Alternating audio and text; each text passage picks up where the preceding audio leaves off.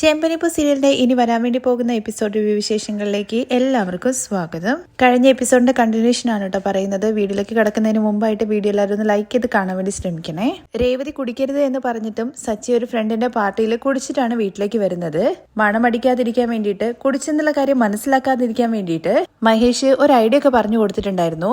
വെറ്റില മുറിക്കാൻ മതിയെന്ന്. അങ്ങനെ മുറുക്കിക്കൊണ്ടൊക്കെയാണ് സച്ചി ഉള്ളിലേക്ക് കയറി വരുന്നത് കേട്ടോ.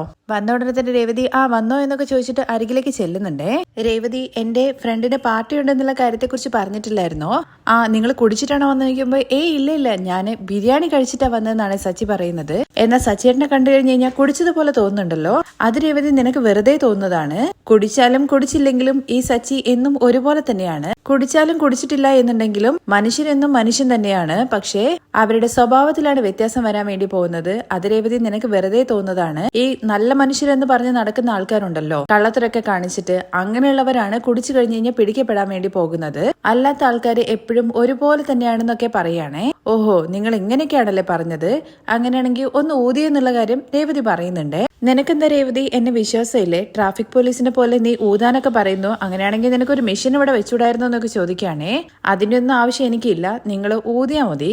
ഇപ്പൊ എന്താ രേവതി ഞാൻ ഊതണം അത്രയല്ലേ ഉള്ളൂ എന്ന് പറഞ്ഞിട്ട് രേവതിയുടെ ബോധം പോകുന്ന രീതിയിലാണ് കേട്ടോ സച്ചി ഊതുന്നത്. രേവതിക്കാണെങ്കിൽ മണ്ടിച്ചിട്ട് ഛർദ്ദിക്കാനൊക്കെ വരുന്നുണ്ട്. കുടിച്ചിട്ട് എന്റെ അടുത്ത് കുടിച്ചില്ലെന്ന് കള്ളം പറഞ്ഞു അല്ലേ? ഇല്ല രേവതി, ഞാൻ കുടിച്ചിട്ടേ ഇല്ല. ചുമ്മാ കള്ളം പറയരുത് സച്ചിയേട്ടാ. നമ്മള് വൈൻ ഷോപ്പിന്റെ ഒക്കെ മുമ്പിൽ പോയി നിന്ന് കഴിഞ്ഞ് കഴിഞ്ഞാൽ ഒരു മണം ഉണ്ടാവില്ലേ? അതേ മണമാണ് നിങ്ങൾക്ക്. അതെങ്ങനെ രേവതി നിനക്കറിയുന്നതെന്ന് ചോദിക്കുന്നുണ്ടേ. നീയും വൈൻ കുടിക്കാൻ വേണ്ടിട്ട് അവിടെ പോയിട്ടുണ്ടോ? ഞാനേ വൈൻ കുടിക്കാൻ വേണ്ടിട്ടല്ല അവിടെ പോയത്. നിങ്ങളെ പോലെ ഒരു ഭർത്താവ് ഉണ്ടല്ലോ, നിങ്ങളെ തേടിയിട്ട് ഒരു ദിവസം ഞാന് വൈൻ ഷോപ്പിന്റെ മുമ്പിൽ പോയി നിന്നിട്ടുണ്ടായിരുന്നു. അവിടെ നിന്ന് കിട്ടിയ അതേ മണമാണ് സച്ചിയേട്ടൻ. ഇപ്പൊ രേവതി നീ എന്താ പറഞ്ഞു വരുന്നത്? സ്മെൽ അടിക്കുന്നുണ്ടെന്നോ? അതല്ലേ സ്മെൽ അടിക്കുന്നുണ്ടെന്ന് നിങ്ങളടുത്ത് പറഞ്ഞത്. ഉടനെ തന്നെ ഫോൺ എടുത്തിട്ട് മഹേഷിനെ വിളിക്കാൻ കേട്ടോ. നീ എന്ത് ഐഡിയടാ പറഞ്ഞു തന്നിരിക്കുന്നത്? നീയല്ലേടാ പറഞ്ഞത് മുറുകി കഴിഞ്ഞു കഴിഞ്ഞാല് സ്മെല്ല് വരില്ല എന്നുള്ള കാര്യം. ഞാൻ ഉള്ളിലേക്ക് കയറുമ്പോ തന്നെ രേവതിക്ക് മണം അടിച്ചടാ. നീ എന്ത് ഐഡിയടാ എനിക്ക് തന്നത്? നിനക്ക് അറിയുന്ന കാര്യമാണെങ്കിൽ മാത്രമേ ഒരാൾക്ക് പറഞ്ഞു കൊടുക്കാൻ വേണ്ടി പാടുള്ളൂ. അവിടെ ഇവിടെയും കാണുന്ന ഓരോ മെസ്സേജ് ഒന്നും വായിച്ചിട്ട് ചുമ്മാ നീ ഓരോ ഐഡിയ ഒന്നും പറയല്ലടാ. ഞാൻ ശരിക്കും രേവതിയുടെ മുമ്പിൽ പിടിക്കപ്പെട്ടടാ എന്ന് പറഞ്ഞിട്ട് വേഗം ഫോൺ വെക്കുന്നുണ്ടേ. രേവതി പിടിക്കപ്പെട്ടു എന്നുള്ള കാര്യം ഉറപ്പായല്ലോ. അതുകൊണ്ട് തന്നെ സച്ചി സാഷ്ടാംഗം പ്രണമിക്കുന്നത് പോലെയാണ് കേട്ടോ പറയുന്നത്. രേവതി എന്റെ ഫ്രണ്ട് ഞായറാഴ്ചന്റെ അന്ന് ഗൾഫിലേക്ക് പോവുകയാണ്. 3 വർഷം കഴിഞ്ഞ് മാത്രമേ അവനെ തിരിച്ചു വരാൻ വേണ്ടി പറ്റുള്ളൂ.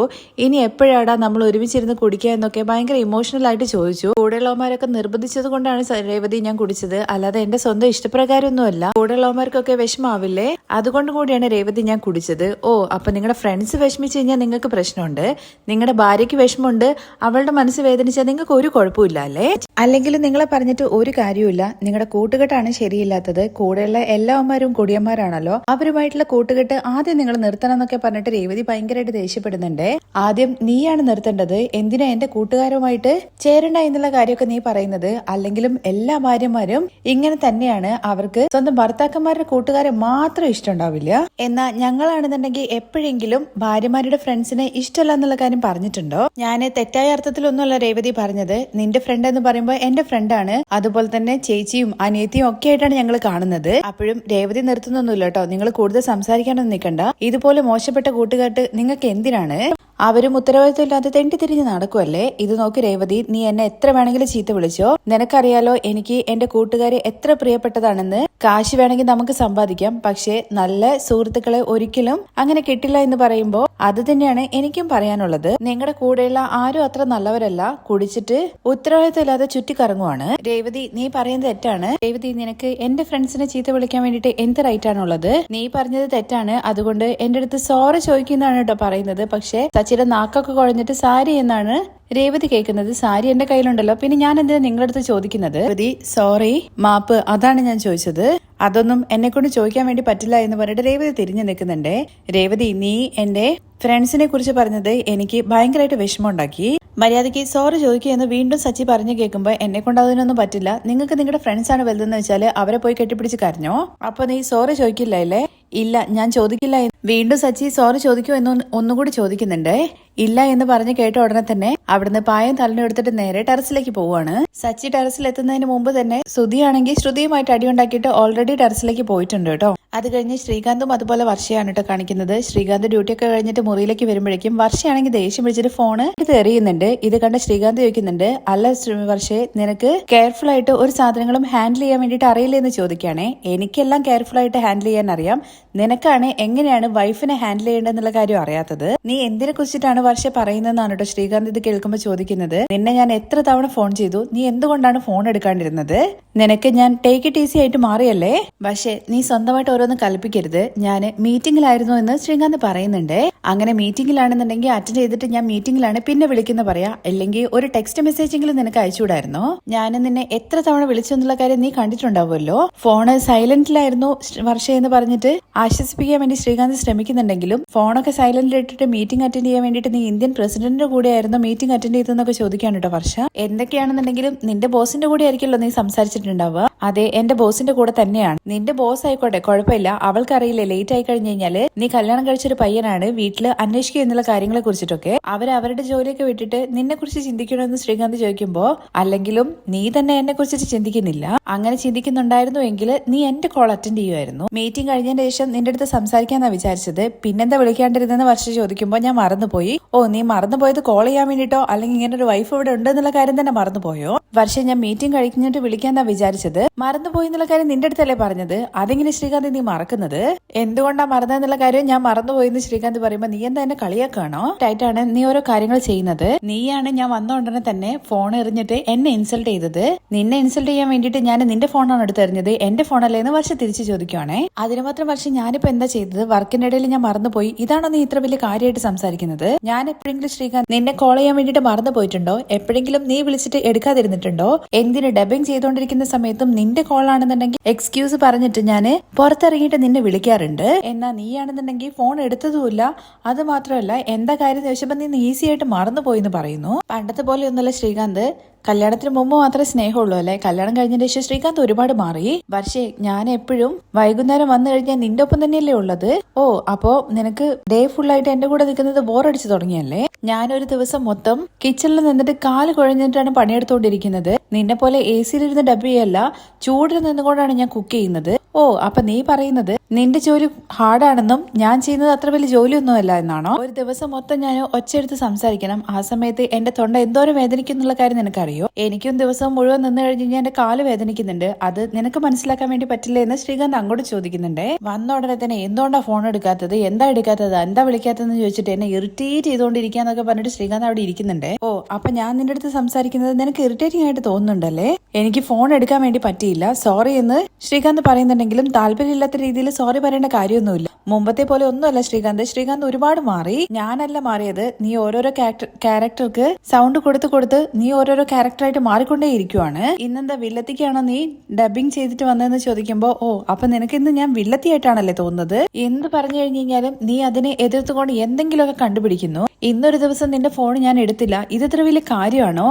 ഞാൻ തന്നെ നിനക്കൊരു മാറ്റർ ആയിട്ട് തോന്നുന്നില്ല അല്ലേ? അപ്പോ ടയർഡാണ്, എനിക്ക് പടി ഉണ്ടാക്കാൻ വയ്യാന്ന് പറയുമ്പോ, ഓ, അപ്പൊ നീ പറഞ്ഞു വരുന്നത് ഞാനാണ് പടി ഉണ്ടാക്കുന്നതെന്നല്ലേ? വർഷം എന്തായാലും ഒരു രീതിയിലും വിടില്ല എന്നുള്ള കാര്യം മനസ്സിലാക്കുന്നുണ്ട് ശ്രീകാന്ത്. ഉടനെ തന്നെ പായും തലനെടുത്തിട്ട് പോവാൻ വേണ്ടി നിൽക്കുവാണ്. ഞാനിവിടെ കിടന്ന് സംസാരിച്ചുകൊണ്ടിരിക്കുമ്പോ നീ എങ്ങോട്ടാ പോകുന്നത്? നീ ഇവിടെ കിടന്നിട്ട് തനിയെ ഒച്ചയെടുത്തോ, എനിക്ക് ഉറക്കം വരുന്നുണ്ടെന്ന് പറഞ്ഞിട്ട് ശ്രീകാന്ത് മുറിയിൽ അങ്ങ് പോവാണ് കേട്ടോ. ശ്രീകാന്ത് മുകളിലേക്ക് കയറി വരുന്ന സമയത്ത് സച്ചിയും അതുപോലെ തന്നെ സുധി അവിടെ ഉണ്ട്. ശ്രീകാന്തിന്റെ വരവ് കാണുന്ന സമയത്ത് സച്ചി ചോദിക്കുന്നുണ്ട്, അല്ല ശ്രീകാന്ത്, നീ എന്താ ഇങ്ങോട്ട് വന്നതെന്ന്? ഇവിടെയെങ്കിലും സമാധാനം കിട്ടുന്ന വെച്ചിട്ടാണ് ഇങ്ങോട്ടേക്ക് വന്നത്, അല്ല നിങ്ങൾ രണ്ടുപേരും എന്താ ഇവിടെ എന്നാണ് അവന്റെ ചോദ്യം. ഞങ്ങളും അത് തേടി തന്നെയാണ് ഇങ്ങോട്ട് വന്നതെന്ന് സച്ചി മറുപടി കൊടുക്കുന്നുണ്ട്. ഭയങ്കരമായിട്ട് ദേഷ്യം വരുന്നുണ്ട് സച്ചിയേട്ടാ. ടയേർഡായിട്ട് വീട്ടിലേക്ക് വന്നിട്ട് കുറച്ചു നേരം സമാധാനത്തിൽ ഉറങ്ങാന്ന് വിചാരിച്ചു കഴിഞ്ഞാൽ അതിനും വിടില്ല. ഒരേ ചോദ്യം തന്നെ വീണ്ടും വീണ്ടും വീണ്ടും ചോദിച്ചുകൊണ്ടേ ഇരിക്കുകയാണെന്നൊക്കെ പറഞ്ഞിട്ട് ഭയങ്കര ദേഷ്യത്തിലാണ് കേട്ടോ ശ്രീകാന്ത് സംസാരിക്കുന്നത്. ശ്രീകാന്തിന്റെ സംസാര രീതിയൊക്കെ കാണുമ്പോൾ സച്ചിക്ക് തന്നെ ചിരി വരുന്നുണ്ട്. ഒരു കാര്യം വീണ്ടും പറയാം, പക്ഷെ ഒരു നാളില് ഒരു ചോദ്യം ചോദിച്ചു കഴിഞ്ഞു കഴിഞ്ഞാൽ തന്നെ അത് മറികടക്കാൻ വേണ്ടി തന്നെ ഒരുപാട് പാടാണ്. ഒന്ന് പോടാ അവിടുന്ന്, ചോദ്യങ്ങൾക്കൊക്കെ മറുപടി കൊടുക്കാം, പക്ഷെ ഒരുതരം മിണ്ടാതെ നിന്നിട്ട് സൈലന്റ് ആയിട്ട് ടോർച്ചർ ചെയ്യുന്ന ഒരു രീതി ഉണ്ടല്ലോ, അതാണ് സഹിക്കാൻ വേണ്ടി പറ്റാത്തത്. സുധി ഇങ്ങനെ പറഞ്ഞത് കേൾക്കുമ്പോ ഇപ്പോ അതാണ് നിന്റെ പ്രശ്നം എന്ന് സച്ചി ചോദിക്കുന്നുണ്ട്. അതല്ല പ്രശ്നം, തെറ്റ് അവര് ചെയ്യും, എന്നിട്ട് നമ്മൾ പോയിട്ട് സോറി ചോദിക്കണം. അവളടുത്ത് ഞാൻ എന്തിനാ പോയിട്ട് സോറി ചോദിക്കുന്നതെന്നൊക്കെ സുധി ചോദിക്കുന്നുണ്ട്. അത് എല്ലാ വീട്ടിലെ ശീലമാണടാ. ഭാര്യ ഭർത്താക്കന്മാരുടെ ഇടയിൽ ആര് തെറ്റ് ചെയ്ത് കഴിഞ്ഞു കഴിഞ്ഞാലും സോറി ചോദിക്കുന്നത് ഭർത്താവിന്റെ കടമയാണ്. ഇതിന്റെ പ്രശ്നം എന്താന്ന് ശ്രീകാന്തും അതുപോലെ സുധിയും ചോദിക്കുന്നുണ്ട്. എന്റെ ഫ്രണ്ട് ദുബായിലേക്ക് പോവുകയാണ്, 2 വർഷം കഴിഞ്ഞിട്ട് തിരിച്ചു വരുവുള്ളൂ. നമ്മള് എപ്പോഴും ഭാര്യമാരെ മാത്രം സന്തോഷപ്പെടുത്തിയാൽ പോരല്ലോ, നമുക്ക് സന്തോഷം വേണ്ടേ? അതുപോലെ തന്നെ നമ്മുടെ ഫ്രണ്ട്സിനെയും നമ്മൾ സന്തോഷിപ്പിക്കണ്ടേ? അതിനു വേണ്ടിയിട്ടാണ് ഞാൻ പോയത്. അത് മാത്രമല്ല പാർട്ടിക്ക് പോവാണെന്നുള്ള കാര്യം പറഞ്ഞും കൂടിയാണ് ഞാൻ പോയത്. എന്നാ പോയി വന്ന ഉടനെ തന്നെ എന്തിനാ കുടിച്ചിട്ട് വന്നതെന്നുള്ള കാര്യമാണ് ചോദിച്ചത്. കുടിച്ചിട്ട് വന്നു കഴിഞ്ഞാൽ രേവതി ചേച്ചി ചീത്ത പറയുന്നുള്ള കാര്യം സച്ചേട്ടന് അറിയാവുന്നതല്ലേന്ന് ശ്രീകാന്ത് ചോദിക്കുകയാണേ. എടാ, എന്റെ അടുത്ത് മഹേഷ് പറഞ്ഞിട്ടുണ്ടായിരുന്നു, മുറിക്ക് പോയി കഴിഞ്ഞു കഴിഞ്ഞാൽ പിന്നെ ഈ കുടിച്ചതിന്റെ മണം ഉണ്ടാവില്ല എന്ന്. വാസന വരില്ല എന്നുള്ള കാര്യം പറഞ്ഞത്. എന്നിട്ട് വാസന വന്നില്ലെന്ന് ശ്രീകാന്ത് ചോദിക്കുമ്പോൾ വാസനയും വന്നു, അതുപോലെ തന്നെ അടിയും വന്നു. എന്നെയും ചീത്ത വിളിച്ചു, അതുപോലെ തന്നെ എന്റെ ഫ്രണ്ട്സിനെയും. എടാ, ഇനി കുടിച്ചു കഴിഞ്ഞു കഴിഞ്ഞാലുണ്ടല്ലോ ശ്രീകാന്തെ, മണം പുറത്തു വരാതിരിക്കാൻ അറിയാതിരിക്കാൻ വേണ്ടിയിട്ടുള്ള എന്തെങ്കിലും ഒരു മരുന്ന് കണ്ടുപിടിക്കണം. സച്ചേട്ടൻ കുടിച്ചിട്ട് വന്നുകൊണ്ടല്ലേ രേവതി ചേച്ചി ചോദ്യം ചെയ്തത്. എന്നാ ഞാനൊന്നും ചെയ്തിട്ടില്ല, പിന്നെ എന്തിനാണ് വർഷം അടിയുണ്ടാക്കിയെന്ന് സുധി ചോദിക്കുന്നുണ്ട്. എടാ, ഞാന് എന്റെ ബോസുമായിട്ട് റെസ്റ്റോറന്റിൽ ഒരു മീറ്റിംഗ് ആയിരുന്നു. ആ മീറ്റിംഗിന്റെ സമയത്താണ് വർഷ വിളിച്ചത്. അപ്പൊ ഞാൻ ഫോൺ എടുത്തില്ല. എന്തുകൊണ്ടാ ഫോൺ എടുക്കാത്തതെന്നുള്ള കാര്യം ചോദിച്ചിട്ടാണ് എന്റെ അടുത്ത് അടിയുണ്ടാക്കുന്നത്. ആ സമയത്ത് ഞാൻ ഫോൺ എടുത്തിട്ടുണ്ടായിരുന്നെങ്കിൽ ബോസ് എന്നെ ചീത്ത വിളിക്കില്ലേ? ആകെ മൊത്തത്തിൽ പ്രാന്ത് പിടിക്കുകയാണ്. ഇപ്പൊ എനിക്ക് തോന്നുന്നത് എന്തിനാണ് കല്യാണം കഴിച്ചതെന്നാണ്. സിംഗിൾ ആയിരിക്കുന്നിടത്തോളം കാലം സമാധാനം ഉണ്ടായിരുന്നു. ബാച്ചിലർ കാലം എന്ന് പറയുന്നത് കടലിൽ മുങ്ങിയ ടൈറ്റാനിക് പോലെയാണ്. അത് പോയി കഴിഞ്ഞു കഴിഞ്ഞാൽ പിന്നെ ഒരിക്കലും തിരിച്ചെടുക്കാൻ വേണ്ടി പറ്റില്ല. അങ്ങനെ തിരിച്ചെടുക്കാൻ വേണ്ടി പോയി കഴിഞ്ഞു കഴിഞ്ഞാലും അത് അതോടുകൂടി തീരും. ബാച്ചിലർ ആവുന്ന സമയത്ത് നമുക്ക് കല്യാണം കഴിക്കാം, പക്ഷെ കല്യാണം കഴിച്ചു കഴിഞ്ഞിട്ട് നമുക്ക് ബാച്ചിലർ ആവാൻ വേണ്ടി പറ്റില്ലല്ലോ. സച്ചി പറയുന്ന കാര്യം കേട്ടിട്ട് സുധി കുറച്ചു നേരം ഇങ്ങനെ ആലോചിച്ചുകൊണ്ട് നിൽക്കുന്നുണ്ട്. എന്നിട്ട് സുധി പറയുന്നത് എന്താണെന്നറിയോ? ഡിവോഴ്സ് കഴിഞ്ഞ് കഴിഞ്ഞാല് നമുക്ക് ബാച്ചിലർ ആവാൻ വേണ്ടി പറ്റുമല്ലോ എന്നാണ്. അത് കേട്ട് ശ്രീകാന്തും അതുപോലെ സച്ചിയും ഭയങ്കര ഞെട്ടലോട് കൂടിയിട്ട് സുധിയെ ഇങ്ങനെ നോക്കി നിൽക്കുന്നുണ്ട്. അവിടുന്ന് ശ്രീകാന്ത്, ഇവന്റെ വാക്ക് കേട്ടിട്ട് നീ അതിനെ കുറിച്ചൊന്നും ആലോചിക്കരുത് കേട്ടോ. തനിയെ നിന്നുകൊണ്ട് നമുക്ക് കല്യാണം കഴിച്ചിട്ട് ജീവിക്കാൻ വേണ്ടി പറ്റും. എന്നാൽ കല്യാണം കഴിഞ്ഞിട്ട് പിന്നെ തനിയെ ഇരിക്കുമ്പോ അതിനെ കുറിച്ച് നമുക്ക് ചിന്തിക്കാൻ പോലും പറ്റില്ല. സച്ചിയേട്ടാ, ഇതുവരെ എനിക്ക് കാര്യം മനസ്സിലാവാത്ത എന്താന്ന് വെച്ച് കഴിഞ്ഞാൽ, ലോകത്തില് പെണ്ണുങ്ങളായിട്ട് ഇരിക്കുന്ന സമയത്ത് ഒരു കുഴപ്പമില്ല. എന്തിന് ലവറായിട്ട് ഇരിക്കുമ്പോഴും ഭയങ്കര സ്നേഹത്തോടു കൂടി തന്നെയായിരിക്കും. എന്നാൽ ഭാര്യയായിട്ട് പ്രൊമോട്ട് ചെയ്ത് കഴിഞ്ഞു കഴിഞ്ഞാലുണ്ടല്ലോ, പിന്നെ ഹോസ്റ്റലിലെ വാർഡനെ പോലെയാണ്. റൂൾസ് എല്ലാം പറഞ്ഞിട്ട് മനുഷ്യനെ കൊല്ലാക്കൊല ചെയ്തുകൊണ്ടിരിക്കുകയാണ്. എടാ ശ്രീകാന്തേ, പെണ്ണുങ്ങളെ മാത്രമാണ് ദൈവം ഉണ്ടാക്കുന്നത്, ആണുങ്ങളാണ് അവരെ ഭാര്യയാക്കി മാറ്റുന്നത്. നമ്മളിപ്പോ ദൈവത്തിനടുത്ത് ചോദിച്ചു കഴിഞ്ഞാല് എന്താ പറയാന്നുള്ള കാര്യം നിനക്കറിയോ? ഞാൻ പെണ്ണുങ്ങളെ മാത്രമാണ് ഉണ്ടാക്കിയത്, നിങ്ങൾ എന്തിനാണ് അവരെ ഭാര്യയാക്കി മാറ്റിയ എന്നുള്ള കാര്യത്തെ കുറിച്ച് ചോദിച്ചു ദൈവം നമ്മളെ നോക്കി ചിരിക്കും. സച്ചിയുടെ സംസാരം കേട്ട സുധിയാണെന്നുണ്ടെങ്കിൽ, നീ പറഞ്ഞത് കറക്റ്റ് ആണടാ. ഇന്ന് നീ എന്തോ നല്ല മദ്യം എന്തോ ആണ് കഴിച്ചെന്നുള്ള കാര്യം തോന്നുന്നു. അതുകൊണ്ട് നീ കറക്റ്റ് ആയിട്ടാണ് സംസാരിക്കുന്നത്. പെണ്ണുങ്ങളെ നമ്മള് ഭാര്യയെന്നാക്കിയിട്ട് പ്രൊമോട്ട് ചെയ്യുന്ന സമയത്താണ് നമുക്ക് ഈ പ്രശ്നങ്ങളൊക്കെ. 1 മിനിറ്റ് എന്ന് പറഞ്ഞിട്ട് ശ്രുതിയാണെന്നുണ്ടെങ്കിൽ വേഗം ഫോൺ എടുത്തിട്ട് ശ്രുതിയെ വിളിക്കുവാണേ. ഫോൺ എടുക്കുന്നുണ്ട് ശ്രുതി. എന്നിട്ട് എന്താന്ന് ചോദിക്കുമ്പോ, ശ്രുതി, നീ ഒരു കാര്യം മനസ്സിലാക്കിക്കോ, ദൈവം നിന്നെ പെണ്ണായിട്ടാണ് ജനിപ്പിച്ചത്, എന്നാ ഞാനാണ് നിന്നെ ഭാര്യയാക്കിയത്. എന്താ സച്ചി പറഞ്ഞു തന്നാണോന്ന് ചോദിക്കുന്നുണ്ട്. ഉടനെ തന്നെ അവള് കണ്ടുപിടിച്ചല്ലോ എന്നൊക്കെ പറഞ്ഞിട്ട് നിനക്ക് എങ്ങനെയാ ഈ കാര്യം അറിയുന്നതെന്ന് ചോദിക്കുന്നുണ്ട് ശ്രുതിയുടെ അടുത്ത്. ഇതുപോലത്തെ കാര്യങ്ങളൊക്കെ ആ സച്ചിയെ പറയുള്ളൂ. ഫോൺ വെക്കെന്ന് പറഞ്ഞിട്ട് ശ്രുതി തന്നെ ഫോൺ അങ്ങ് കട്ട് ചെയ്യുന്നുണ്ട്. നാണം കെടുത്തി എന്ന് പറഞ്ഞിട്ട് ശ്രുതി ഫോൺ വെക്കുന്നുണ്ട്. ഇത് കണ്ടുടനെ തന്നെ സച്ചിയാണെങ്കിൽ, ശ്രീകാന്തെ, ഇപ്പൊ അവിടെ നടന്ന എന്താന്നുള്ള കാര്യം ഞാൻ പറയട്ടെ. ഞാൻ പറഞ്ഞ തത്വം ഉണ്ടല്ലോ, ഇവനാണ് പറഞ്ഞെന്നുള്ള രീതിയിൽ വലിയ ആളാവാൻ വേണ്ടി നോക്കിയതാണ്. എന്നാ പൗഡർ എടുത്താണെന്നുണ്ടെങ്കിൽ ഇവനെ നാണം കെടുത്തി എന്ന് പറഞ്ഞിട്ട് ചിരിച്ചോണ്ടിരിക്കാനുണ്ട് ശ്രീകാന്തും അതുപോലെ സച്ചിയും. തുടർന്ന് പിറ്റേ ദിവസം രാവിലെയാണ് കാണിക്കുന്നത്. അങ്ങനെ രാവിലെ തന്നെ ഭക്ഷണം കഴിക്കാൻ വേണ്ടിയിട്ട് എല്ലാവരും ഇരിക്കുമല്ലോ.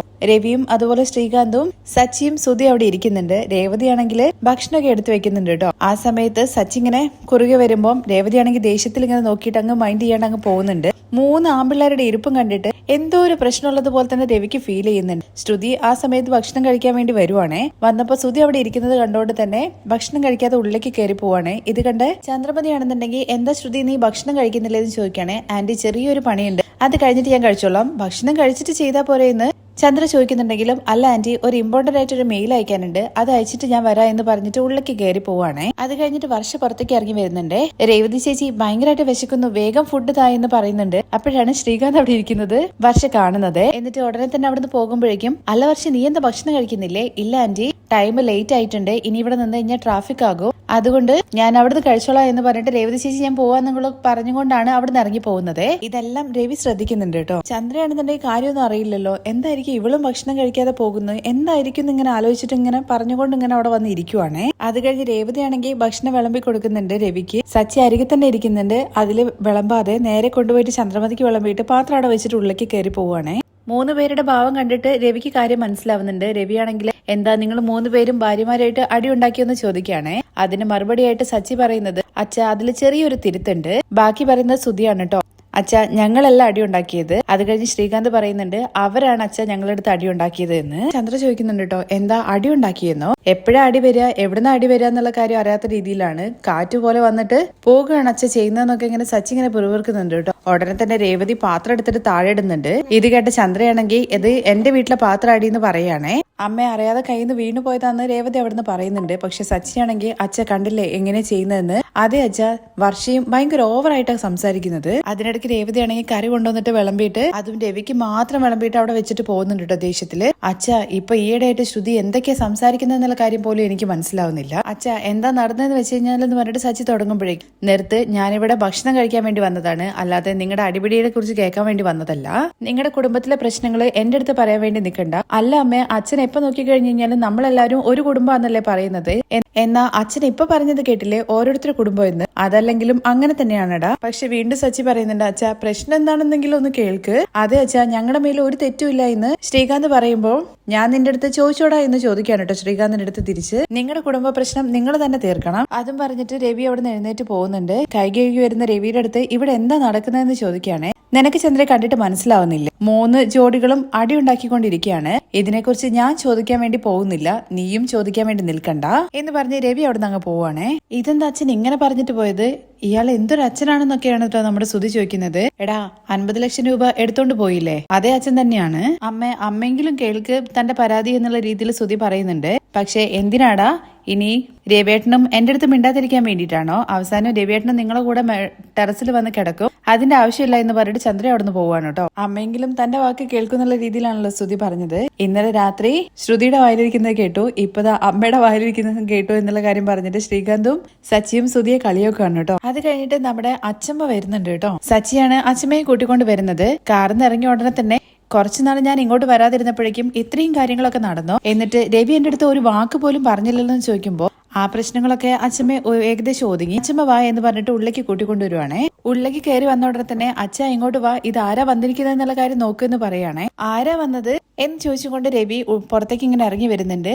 അയ്യോ അമ്മയായിരുന്നോ എന്ന് പറഞ്ഞിട്ട് വേഗം ചെന്ന് കെട്ടിപ്പിടിക്കുന്നൊക്കെ ഉണ്ട്. അമ്മയ്ക്ക് സുഖാണോ എന്ന് ചോദിക്കുമ്പോൾ എനിക്ക് എന്താണ് കുഴപ്പം, ഞാൻ നന്നായിട്ടിരിക്കുന്നു. അത് കഴിഞ്ഞിട്ടാണ് കേട്ടോ ചന്ദ്ര വരുന്നത്. അമ്മേന്റെ മുമ്പിൽ വന്ന് ചാടിയതുപോലെ ഒന്ന് സ്റ്റക്കായിട്ട് നിൽക്കുന്നുണ്ട്. അതിനുശേഷം കലാവതിയുടെ അടുത്ത് അമ്മ എപ്പോ വന്നതെന്നൊക്കെ ചോദിച്ചിട്ട് ഇങ്ങനെ അരികിലേക്ക് ഭയങ്കര സ്നേഹത്തോടു കൂടി ചെല്ലുന്നുണ്ട്. അല്ല ചന്ദ്ര എന്താ സുഖാണെന്നൊക്കെ ചോദിക്കുമ്പോ അതേ അമ്മ, ഞാനിവിടെ സുഖമായിട്ടിരിക്കുന്നു. അത് കഴിഞ്ഞാണ് കേട്ടോ രേവതി അങ്ങോട്ടേക്ക് വരുന്നത്. ആ അച്ഛമ്മയെന്നൊക്കെ പറഞ്ഞിട്ട് വന്ന് കെട്ടിപ്പിടിക്കുന്നുണ്ട്. അച്ഛമ്മയെ കണ്ടിട്ട് ഒരുപാട് നാളായല്ലോ എന്താ മോളെന്നെ സ്ഥിരമായിട്ട് വിളിക്കാറുണ്ടല്ലോ. ചന്ദ്രേ, ഞാനിവിടുന്ന് പോയതിന് ശേഷം ഒരു തവണ പോലും നീ എന്നെ വിളിച്ചിട്ടില്ലല്ലോ. എന്നാൽ രേവതിയാണെങ്കിൽ സ്ഥിരമായിട്ട് എന്നെ വിളിച്ചിട്ട് എന്റെ വിശേഷങ്ങളൊക്കെ അന്വേഷിക്കൂ. അത് കേട്ടിട്ട് ചന്ദ്രയുടെ മുഖത്ത് അത്ര വലിയ തെളിച്ചൊന്നുമില്ല കേട്ടോ. പക്ഷെ അത് അച്ഛമ്മയുടെ മുമ്പിൽ പ്രകടിപ്പിക്കാൻ വേണ്ടി പറ്റില്ലല്ലോ. അങ്ങനത്തെ ഒരു മുഖഭാവം പിടിച്ചിട്ടാണ് ഇങ്ങനെ നിൽക്കുന്നത്. അത് കഴിഞ്ഞിട്ടാണ് ശ്രീകാന്തും അതുപോലെ വർഷയും കൂടി വരുന്നത്. അച്ഛമ്മയെ സുഖാണോ എന്നൊക്കെ ചോദിക്കും. ആ സുഖാണ് മോളെ, വർഷയെ സുഖാണോ എന്നൊക്കെ ചോദിച്ചിട്ട് വർഷയെ ഇങ്ങനെ കെട്ടിപ്പിടിക്കുന്നൊക്കെ ഉണ്ട് കേട്ടോ അച്ഛമ്മ. തിരിച്ച് വർഷമോൾക്ക് സുഖാണോ എന്ന് ചോദിക്കുമ്പോൾ ഞാൻ നന്നായിട്ടിരിക്കുന്നു അച്ഛമ്മ എന്നൊക്കെ പറഞ്ഞിട്ട് ഉമ്മയൊക്കെ കൊടുക്കുന്നുണ്ട് കേട്ടോ വർഷ. ഇതെല്ലാം കണ്ടിട്ട് ചന്ദ്രയുടെ മുഖം ഇങ്ങനെ ഒരുമാതിരി പിടിക്കുന്നൊക്കെ ഉണ്ട്. അതിനുശേഷമാണ് അങ്ങോട്ടേക്ക് ശ്രുതിയും അതുപോലെ ശ്രുതിയും കൂടി വരുന്നത്. അവരും ഭയങ്കര സന്തോഷത്തിലൊക്കെ തന്നെയാ വരുന്നത്. അച്ഛമ്മയെ സുഖമായിട്ടിരിക്കുന്നുവെന്ന് ശ്രുതി ചോദിക്കുന്നുണ്ട്. അപ്പോഴേക്കും അച്ഛമ്മയുടെ മുഖഭാവം അങ്ങ് മാറുന്നുണ്ട്. അത് ചന്ദ്ര ശ്രദ്ധിക്കുന്നുണ്ട്. ആ മുഖഭാവം മാറുമ്പോ തന്നെ ശ്രുതിയുടെ കാര്യങ്ങളെല്ലാം അച്ഛമ്മ അറിഞ്ഞു എന്നുള്ള കാര്യം മനസ്സിലാക്കുന്നുണ്ട്. ശ്രുതിയാണെങ്കിൽ അതൊന്നും മൈൻഡ് ചെയ്യാതെ അച്ഛമ്മയെ സുഖമായിട്ടിരിക്കുന്നോ എന്ന് ചോദിക്കുകയാണേ. ഞാൻ സുഖമായിട്ടൊക്കെ ഇരിക്കുന്നു. എടാ നിന്റെ കച്ചവടമൊക്കെ എങ്ങനെ പോകുന്നു എന്ന് ചോദിക്കുമ്പോ നന്നായിട്ട് പോകുന്നു എന്നൊക്കെ ശ്രുതിയും മറുപടി കൊടുക്കുന്നുണ്ട്. അത് കഴിഞ്ഞ് ശ്രുതിയും സുഖാന്വേഷണമൊക്കെ ചോദിക്കുന്നുണ്ട്. ഞാൻ നന്നായിട്ടിരിക്കുന്നു, നീ എങ്ങനെ ഇരിക്കുന്നു എന്നൊക്കെ അച്ഛമ്മ തിരിച്ചും ചോദിക്കുന്നുണ്ട്. അത് കഴിഞ്ഞാണെങ്കിൽ ചന്ദ്ര, അല്ല അമ്മ എന്താ പെട്ടെന്ന് ഇങ്ങോട്ട് വന്നത്, എന്താ ചന്ദ്ര എനിക്ക് ഇങ്ങോട്ട് വരാൻ വേണ്ടി പറ്റില്ലെന്ന് അച്ഛമ്മയുടെ പതിവ് ചോദ്യം കേൾക്കുമ്പോ അതൊന്നും അല്ല അമ്മ, അമ്മ ഇങ്ങോട്ട് വരുന്ന കാര്യത്തെ കുറിച്ചിട്ട് രവിയേട്ടൻ പോലും പറഞ്ഞില്ല. ഞാൻ വരുന്ന കാര്യത്തെ കുറിച്ച് സച്ചിയുടെ അടുത്ത് മാത്രമേ പറഞ്ഞിട്ടുള്ളൂ. കഴിഞ്ഞ പൊങ്കലിന് നിങ്ങൾ എല്ലാവരും അങ്ങോട്ടേക്ക് വന്നു. ഇത്തവണ വരുന്ന കാര്യത്തെ കുറിച്ച് പറഞ്ഞു. അതമ്മേ, എല്ലാവർക്കും ഓരോ ജോലി തിരക്കാണ്, അതുകൊണ്ട് വരാൻ വേണ്ടിയിട്ട് പറ്റിയില്ല അമ്മേ. അതുകൊണ്ടാണ് അച്ഛമ്മ ഞാൻ വരുന്നുണ്ട്, എന്നെ കൂട്ടിക്കൊണ്ട് വാടാ എന്ന് പറഞ്ഞപ്പോൾ ഞാൻ പോയിട്ട് അച്ഛമ്മയെ കൂട്ടിക്കൊണ്ട് വന്നത് അച്ഛ. അല്ല രവി, വർഷത്തിൽ ഒരിക്കലെങ്കിലും നാട്ടിലേക്ക് വന്ന എന്താ കുഴപ്പം? എന്താ ഇവിടെ വരണ്ടെന്നുള്ള കാര്യം പറഞ്ഞു? അയ്യോ അമ്മേ, ഞാൻ അങ്ങനെയൊന്നും പറഞ്ഞിട്ടില്ല. നിങ്ങൾക്ക് ഒരിക്കലെങ്കിലും നാട്ടിലേക്ക് വന്നാൽ എന്താണ് കുഴപ്പം? എന്തൊക്കെയാണെങ്കിലും അച്ഛമ്മ ഇങ്ങോട്ട് വന്നില്ലേ, അത് തന്നെ സന്തോഷം. നമുക്ക് പൊങ്കല് ഇവിടെ ആഘോഷിക്കാലോ. അപ്പോഴും ചന്ദ്രമതിയാണെന്നുണ്ടെങ്കിൽ മുഖം ഒരുമാതിരി ഇഷ്ടമില്ലാത്ത രീതിയിൽ ഇങ്ങനെ പിടിച്ചിരിക്കുകയാണേ. അല്ല ചന്ദ്രേ, നിന്റെ മുഖം എന്താണ് മഴ വരാൻ വേണ്ടി പോകുന്നത് പോലെ മേഘം ഇരുണ്ടിരിക്കുന്നത്? ഇല്ലമ്മേ, ഞാൻ സന്തോഷമായിട്ട് ഇരിക്കുന്നതൊക്കെ പറഞ്ഞിട്ട് മുഖം ഇങ്ങനെ സന്തോഷമുള്ള രീതിയിലൊക്കെ പിടിക്കുന്നുണ്ട്. എന്തായാലും നിങ്ങളെല്ലാവരും വരാൻ വേണ്ടി പറ്റില്ല എന്നുള്ള കാര്യത്തെക്കുറിച്ച് പറഞ്ഞത് കൊണ്ടാണ് ഞാൻ തന്നെ ഇങ്ങോട്ടേക്ക് വന്നത്. അതിനിടയ്ക്ക് രേവതി ആണെങ്കിൽ അച്ഛമ്മയ്ക്ക് മോര് കൊണ്ടേ കൊടുക്കുന്നുണ്ട്. നീ മാത്രമാണ് എല്ലാ കാര്യവും കണ്ടറിഞ്ഞ് ചെയ്യുന്നതെന്ന് രേവതിയുടെ അടുത്ത് പറയുന്നുണ്ട്. അത് കഴിഞ്ഞ് എല്ലാവരുടെ മുഖം ശ്രദ്ധിക്കുന്നുണ്ട്. എന്തോ ഒരു പ്രശ്നമുള്ള രീതിയിൽ എല്ലാവരും പരസ്പരമായിട്ട് ഒരു സന്തോഷമില്ലാത്ത രീതിയിലാണ് 3 പേരും നിൽക്കുന്നതെന്നുള്ള കാര്യം മനസ്സിലാക്കുന്നുണ്ട്. 3 കപ്പിൾസും. അങ്ങനെ അച്ഛമ്മയാണെന്നുണ്ടെങ്കിൽ സുധിയുടെ അടുത്ത് വെക്കുന്നുണ്ട്. സുധി, എന്തെങ്കിലും സന്തോഷ വാർത്തയുണ്ടോന്ന്? പൊങ്കലൊക്കെ വരാൻ വേണ്ടി പോവല്ലേ അച്ഛമ്മ എന്നാണ് സുധി ചോദിക്കുന്നത്. എടാ, അതിനെക്കുറിച്ചല്ല, വീട്ടിൽ എന്തെങ്കിലും വിശേഷം ഉണ്ടോന്നാണ് ഞാൻ ചോദിച്ചത്. അത് കേൾക്കുമ്പോൾ സുധിക്ക് കാര്യം മനസ്സിലാവുന്നില്ല. പക്ഷെ ശ്രുതിയാണെങ്കിൽ ഇതുവരെ ഒന്നുമില്ല അച്ഛമ്മയെന്ന് പറയുന്നുണ്ട്. എല്ലാവരുടെയും കല്യാണം കഴിഞ്ഞിട്ട് 1 വർഷത്തിന് മേലെ ആവാറായില്ലേ, എന്തെങ്കിലും ഒരു വിശേഷം കേൾക്കുന്നു വിചാരിച്ച് ഞാൻ ചോദിച്ചതാണ്. അതൊക്കെ അമ്മയെ നടക്കേണ്ട സമയത്ത് നടക്കുന്നൊക്കെ രവി പറഞ്ഞു നിൽക്കുമ്പോഴേക്കും ശ്രീകാന്തിന്റെ റെസ്റ്റോറന്റിന്റെ ഓണർ ആയിട്ടുള്ള ആ പെൺകുട്ടി വരുന്നുണ്ട്. വന്നോടെ തന്നെ ശ്രീകാന്ത് എന്ന് പറഞ്ഞ് വിളിക്കുമ്പോൾ അവളുടെ പേര് പറഞ്ഞ് പരിചയപ്പെടുത്തുകയും റെസ്റ്റോറന്റ് ഓണർ ആണെന്നുള്ള കാര്യം എല്ലാവരുടെ അടുത്തും പറയുകയും ചെയ്യുന്നുണ്ട്. അവളുടെ അടുത്ത് ഇരുത്തിയതിനു ശേഷം അവിടെയുള്ള എല്ലാവരും പരിചയപ്പെടുത്തി കൊടുക്കുന്നുണ്ട് കേട്ടോ ശ്രീകാന്ത്. അവൾ വന്നിരിക്കുന്നത് റെസ്റ്റോറന്റിൽ പൊങ്കലിനോടനുബന്ധിച്ചിട്ട് ഒരു കോമ്പറ്റീഷൻ നടക്കാൻ വേണ്ടി പോവാണ്. അതിനകത്ത് ഫാമിലിയിലുള്ള എല്ലാവരും പങ്കെടുക്കണമെന്ന് ചെയ്യാൻ വേണ്ടിയിട്ടാണ് അവൾ അങ്ങോട്ടേക്ക് വന്നിട്ടുള്ളത് കേട്ടോ. അതിനെക്കുറിച്ച് ഡീറ്റെയിൽ ആയിട്ടുള്ള കാര്യങ്ങളൊക്കെ അച്ഛമ്മ ചോദിക്കുന്നുണ്ട്. നാട്ടിൽ നടക്കുന്ന ഓരോ കോമ്പറ്റീഷൻസ് ഉണ്ടല്ലോ, അതുപോലത്തെ കോമ്പറ്റീഷൻ ആണ് ഇത്. ജോയിന്റ് ഫാമിലി ആണെന്നുള്ള കാര്യം അറിഞ്ഞത് കൊണ്ടാണ് താൻ എല്ലാവരും കോമ്പറ്റീഷനിൽ ക്ഷണിക്കാൻ വേണ്ടി വന്നതെന്നൊക്കെ പറയുന്നുണ്ട്. അങ്ങനെ എല്ലാവരും വരാന്നുള്ള കാര്യം സമ്മതിക്കുകയാണ്. അതിനിടയ്ക്ക് ആ കോമ്പറ്റീഷനോടനുബന്ധിച്ചിട്ട് ചില ഫ്ലവർ ഡെക്കറേഷൻസും കാര്യങ്ങളൊക്കെ ചെയ്യാൻ വേണ്ടിയിട്ട് ഉണ്ട്. അതിന്റെ ഓർഡർ രേവതിക്ക് കൊടുക്കുന്നുണ്ട് കേട്ടോ. രേവതിയാണെന്നുണ്ടെങ്കിൽ അത് കിട്ടിയ സന്തോഷത്തില് ശ്രീകാന്തിന്റെ അടുത്ത് എങ്ങനെയാ ചെയ്യേണ്ടതെന്നുള്ള കാര്യമൊക്കെ പറഞ്ഞു കൊടുത്താൽ മതി, താൻ അതുപോലെ തന്നെ ചെയ്തു തരാമെന്ന് പറയാണ്. അതിനുശേഷം ഞാൻ ഇറങ്ങുവാണെന്ന് പറഞ്ഞിട്ട് ആ ഓണർ അവിടെ നിന്ന് പോകുന്നുണ്ട്. പോകുന്ന സമയത്ത് കൈ കൊടുത്ത് ഷെയ്ക്കനൊക്കെ കൊടുത്തിട്ടാണ് കേട്ടോ പോകുന്നത്. അതൊന്നും വർഷയ്ക്ക് അത്ര ഇഷ്ടപ്പെടുന്നില്ല കേട്ടോ. കോമ്പറ്റീഷന്റെ കാര്യങ്ങളും ബാക്കിയുള്ള വിശേഷങ്ങളൊക്കെ നാളത്തെ എപ്പിസോഡിൽ പറയാം കേട്ടോ. ബാക്കി വിശേഷങ്ങൾ കേൾക്കാൻ താല്പര്യം ഉണ്ടെന്നുണ്ടെങ്കിൽ നെക്സ്റ്റ് എപ്പിസോഡിൽ നിന്ന് കമന്റ് ചെയ്യണേ. Thank you.